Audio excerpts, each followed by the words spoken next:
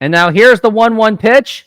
And now here's a ground ball right to Tyler Locklear. He takes himself to the bag, and the ball game is over. The Mariners sweep the Texas Rangers 5-0, and now they have an 8.5 game lead in the division. Oh my goodness, and it just keeps getting better. And congratulations to the Mariners, and let's take a look and see how the pitching happened on this game. It started out kind of choppy with Dane Dunning striking out 8 when he was for the Rangers, but he did give up 2 earned runs.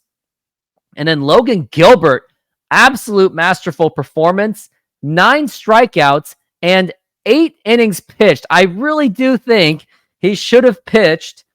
I really think he should have pitched the final inning to do that complete game, because that would have been quite an accomplishment. But unfortunately, it just didn't happen.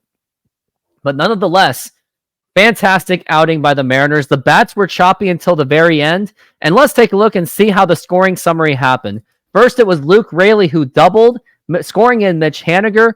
Josh Rojas scored on a Dunning wild pitch to make it 2-0. Then in the 7th inning, Tyler Locklear launched a towering home run. More like a line drive kind of home run to make it 3-0.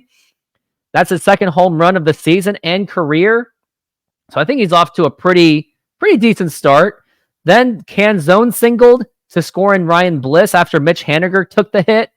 And then Luke Raley scored on the wild pitch.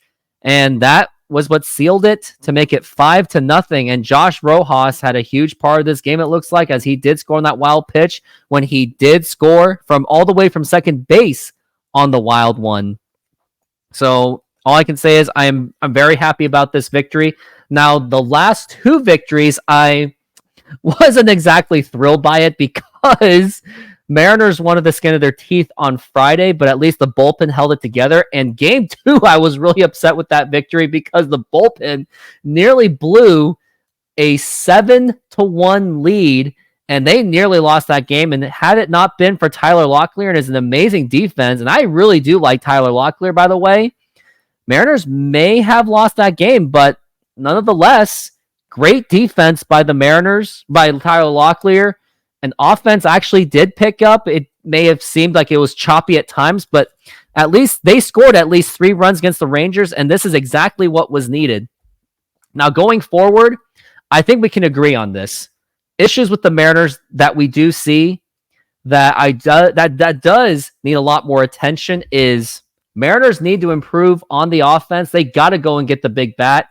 And I was always a preacher of resting on the laurels of the amazing farm system, but with the injuries that we've been seeing, including Johnny Farmelo got injured, Lazaro Montez nearly got hurt, then Ty Pete went out in injury, Colt Emerson's been injured, and they are all in that 1A Modesto, single A Modesto. I think the Mariners at this point, I think they got to go out and make a trade.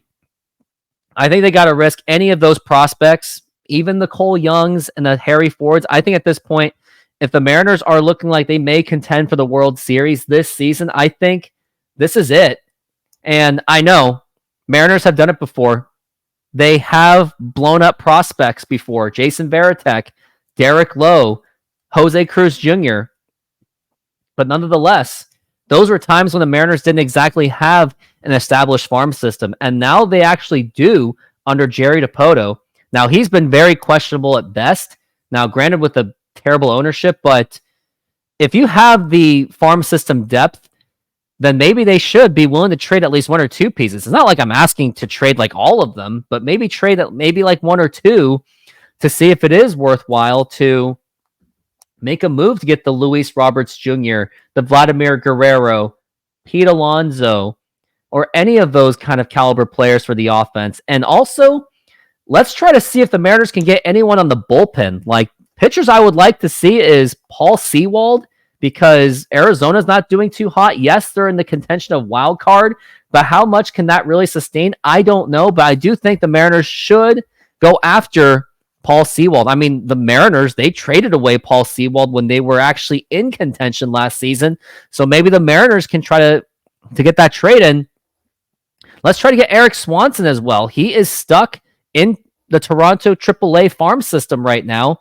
And actually, let me double check and see if Eric Swanson is in the AAAs right now.